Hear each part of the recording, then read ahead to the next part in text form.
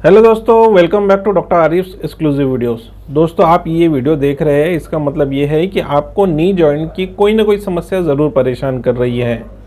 बहुत सारे ऐसे लोग होते हैं जिनको नी जॉइंट यानी घुटने के में उठते बैठते वक्त या चलते वक्त कड़कड़ की आवाज़ आती है, यानी क्रैकलिंग साउंड आता है, जिसे मेडिकल लैंग्वेज में क्रिपिटस साउंड्स कहा जाता है। तो दोस्तों, आखिर ये क्रिपिटस साउंड्स आता क्यों है, ये आने के पीछे कौन कौन सी बीमारियां वजह बनती है और हम इसे कौन सी होम्योपैथिक दवाइयों की मदद से बड़े आराम से सही कर सकते हैं, इसके बारे में आज के इस वीडियो में हम डिटेल में समझने वाले हैं। आप में से कई ऐसे लोग होंगे जिनको इस नी जॉइंट की समस्या के लिए नी जॉइंट रिप्लेसमेंट सर्जरी की एडवाइस की गई होंगी। इन 3 होम्योपैथिक दवाई जो मैं आपको वीडियो के लास्ट में बताऊंगा, उनके इस्तेमाल से आप आपके घुटने की समस्या से निजात पा सकते हैं। साथ ही साथ आपको नी जॉइंट रिप्लेसमेंट सर्जरी से भी बचाव मिल सकता है। तो दोस्तों, वीडियो काफ़ी इन्फॉर्मेटिव है, इसे लास्ट तक के ज़रूर देखें। तो चलिए शुरू करते हैं। लेकिन उससे पहले अगर आप मेरे चैनल पर नए हैं और आपने अभी तक मेरे चैनल को सब्सक्राइब नहीं किया है तो चैनल को सब्सक्राइब कर ले और बाजू में लगे बेल आइकन को ज़रूर दबा दें, ताकि आपको मेरे आने वाली वीडियो की नोटिफिकेशन सबसे पहले मिल सके। दोस्तों, बात करते हैं घुटनों में से आने वाली क्रैकलिंग साउंड्स यानी कट की आवाज़ के बारे में। ये समस्या आपको खड़े क्यों होती है, ये समझने से पहले आपको ये समझना होगा कि आपका घुटना यानी नी जॉइंट बना हुआ किस तरीके से है। दोस्तों, हमारा नी जॉइंट काफ़ी कॉम्प्लेक्स स्ट्रक्चर है। इसके अंदर कुछ बोन्स, कुछ लिगामेंट्स और कुछ फ्लूइड्स होते हैं। अगर इसके बोन्स की बात की जाए तो 3 अलग अलग बोन के स्ट्रक्चर से आपका नी जॉइंट बना हुआ था है। जो मांडी की तरफ से घुटने तक के जो बोन आती है उसे फीमर कहा जाता है। घुटने वाले हिस्से को पटेला कहा जाता है और उसके नीचे के हिस्से को टीबिया कहा जाता है। ऊपर से फीमर, बीच में टीबिया और नीचे टीबिया और बीच में पटेला।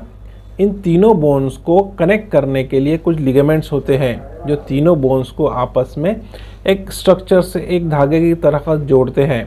इन लिगामेंट का स्ट्रक्चर नाव की एंकर की तरह होता है जो सी शेप बनाता है। ये सी शेप लिगामेंट्स इन तीनों बोन्स को आपस में जोड़ते हैं और उन्हें मूवमेंट करने में फ्लेक्सिबिलिटी देते हैं।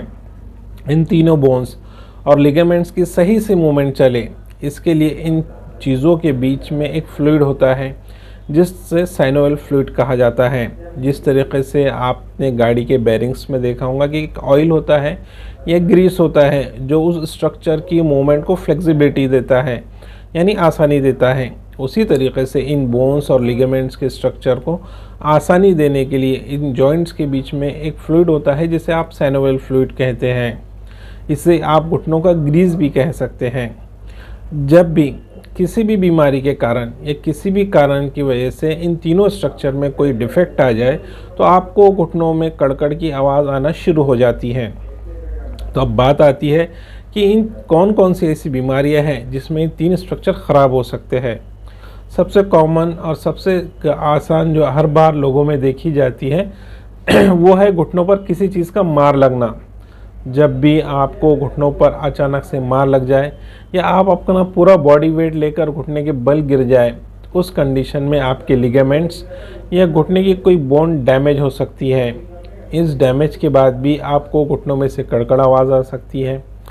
दूसरी बीमारी जिसमें आपको घुटनों में से क्रैकलिंग साउंड आ सकता है वो है अर्थराइटिस। अगर किसी को कोई भी कारणवश अर्थराइटिस यानी वात की बीमारी हो जाए तो उस कंडीशन में भी आपको घुटनों में से क्रैकलिंग साउंड्स आ सकता है। दोस्तों, तीसरी बीमारी है एक इन्फेक्शन, जो बहुत रेयर है लेकिन देखने को ज़रूर मिलता है। जब भी आपके बोन्स को या लिगामेंट्स को किसी भी तरह का कोई इन्फेक्शन हो जाए तो उस कारणवश भी वहाँ पर क्रैकलिंग साउंड्स आ सकता है। दोस्तों, चौथा कारण होता है इन घुटनों के बीच में मौजूद ग्रीस का कम होना, जो कि सबसे ज़्यादा कॉमन कारण है। अगर किसी भी वजह से आपके घुटनों के लिगामेंट्स और घुटनों के बीच में मौजूद लिक्विड कम हो जाए यानी साइनोवियल फ्लूइड कम हो जाए तो ये दोनों बोन्स आपस में घसने लग जाती हैं। जब भी ये आपस में घसे या इनके लिगामेंट्स टाइट हो जाए तो ये आपको घुटनों में से कड़कड़ आवाज़ देना शुरू कर देंगी। दोस्तों, इसी की वजह से आपको काफ़ी ज़्यादा समस्या फेस करना पड़ सकती है।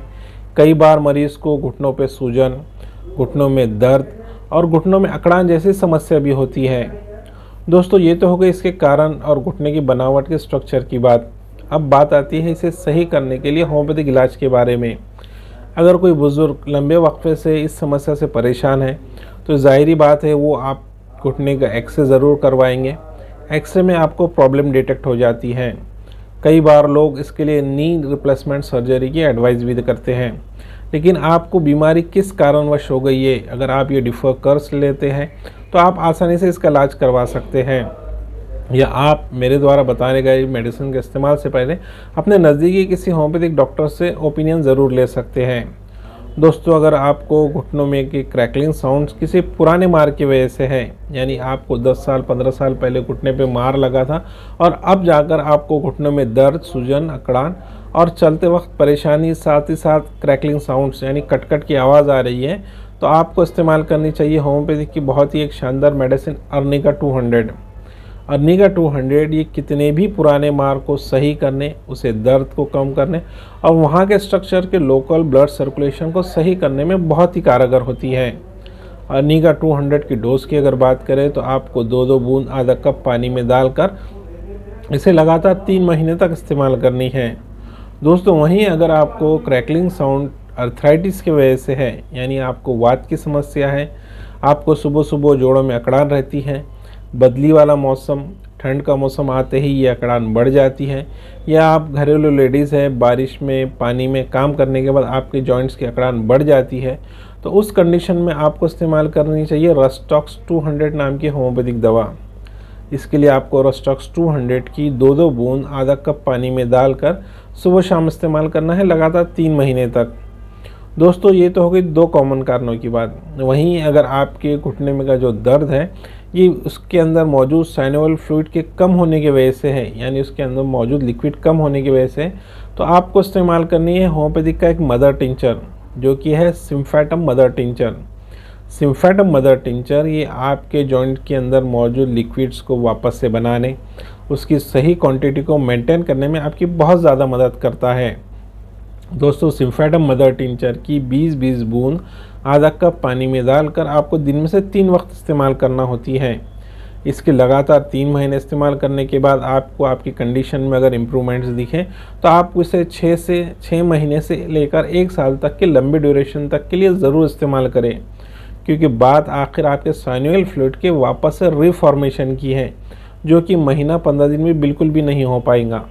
अगर आप नी रिप्लेसमेंट सर्जरी को अवॉइड करना चाहते हैं और आपका साइनोवियल फ्लूइड कम हो गया है, तो आप सिम्फेटम मदर टिंचर का लगातार 6-8 महीने तक या 1 साल तक इस्तेमाल कर सकते हैं। तो दोस्तों ये थी कुछ जानकारी जॉइंट्स में से आवाज़ आने के बारे में। आपको आज का ये वीडियो कैसा लगा मुझे कमेंट करके ज़रूर बताएं। वीडियो पसंद आने पर वीडियो को लाइक और चैनल को सब्सक्राइब करना ना भूलें।